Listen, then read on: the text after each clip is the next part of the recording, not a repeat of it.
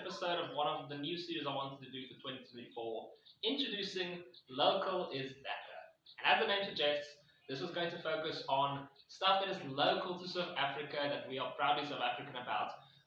More closely related to gaming, I wanted to put a little bit of gaming spin on it because when I do my vlogs, you'll notice that I more or less always try to put a South African spin on it. I try to talk about South African things. I try to do South African stuff, perhaps, or just shine a light on South African stuff, like, for example, the Gautrain train or the toll roads or whatever, good and bad stuff.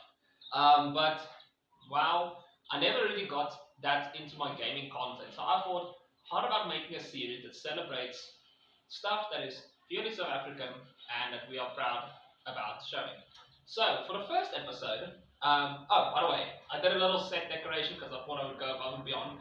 I wanted to have the World Cup that our Springboks won, and I called Cape Town to hear if I could borrow it, but it seems it was stolen.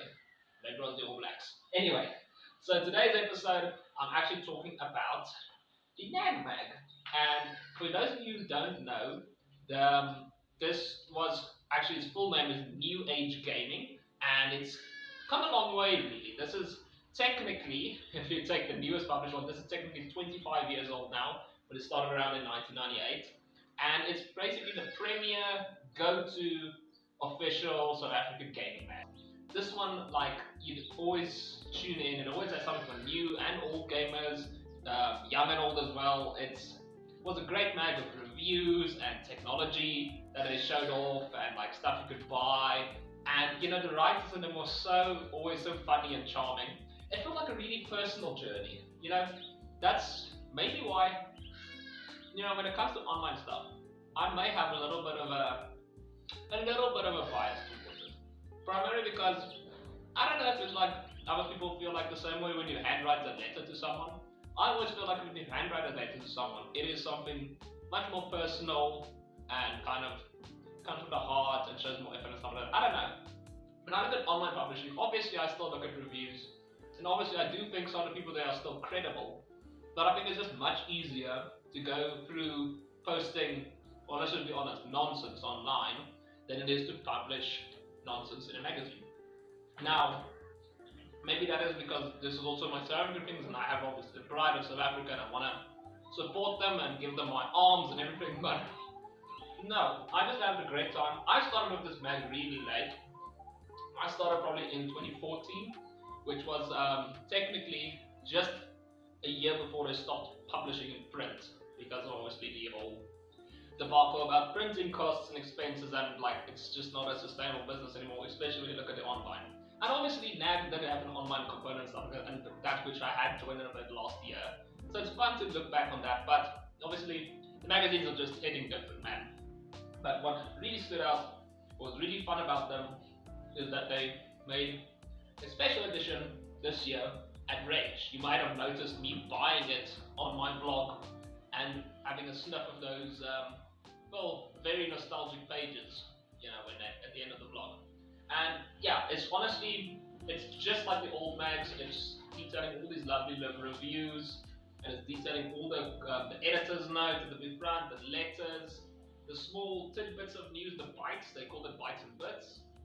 The good and the bad about gaming, and just stories. Just all these lovely shared stories. Also, for a little like Easter eggs and stuff, there's the hidden badger that you always have to find in the magazine, or Roxy or whatever. It's the 2 demo discs that come in front of the magazine, and I don't know how many of you still have CD or DVD drives, but that was also one of my favorite things I used to do when I was a kid. I'd literally get the mag, right? Put the mag aside for reading on the weekend, because I usually got the mag when I went to Spa or Checkers with my mom. So I'd go in the weekday and I'd get the mag, I'd set it aside for reading on the weekend because I'd have more time, and then at night I would pop the CDs or the DVDs into the thing and watch all the demos and watch all the interviews and stuff like that, and it would please me so much. So much so, in fact, I kid you not, I'd literally take the mag and the CDs to school to show my friends. Now obviously I don't have a lot of mags unfortunately left, they got lost over time and stuff, which I'm very sad about, but I do have a few which I can show. So for example, this is one of the last ones, the Mad Max one. This is probably my one in best condition, unfortunately, also over the years, I was not a very responsible person, and not all my bags are in best condition. This one doesn't even have a cover, and it's kind of falling apart. But I'm keeping it very, very secure now. This was the last one I got. I unfortunately missed out on the last ever magazine. This was the second last one. Talking about detailer and stuff. Great reads as well. This was my first one. This actually motivated me to pay for a Call of Duty, which I don't do. This was one of the only Call of Duties I ever bought, and I still don't regret to this day because this was a lovely, underrated one. But yeah, I thought I would just make this episode a little bit of praise to NAG and the lovely folks there. They were always such cool, chill people. You know, it's kind of felt like always just hanging out with friends in What's Magazine, and I'm glad that they make a comeback. Obviously, there is if you look at the front here, it says issue 1, the volume down team. They do mention that they are going to make a issue 2 sometime in 2024, and you'll know I'll be in line to buy that. So I'm just happy to have had those memories, and I'm happy to be able to relive those memories of this. So thank you, NAG, for inspiring me as a person to make gaming more than just gaming, and to enjoy it as much as I can, because it's a special time in my life. So thank you for joining me for this final episode. I thought it would be something nice and quick. We'll look into what I can talk about more as I go on, but this was quite special to me. I just wanted to start off with this because this is, well, the most South African gaming thing I can think of. So what better way to start? But again, guys, I hope you guys enjoyed this series. I hope we can make more of it. And yeah, happy gaming, South Africans.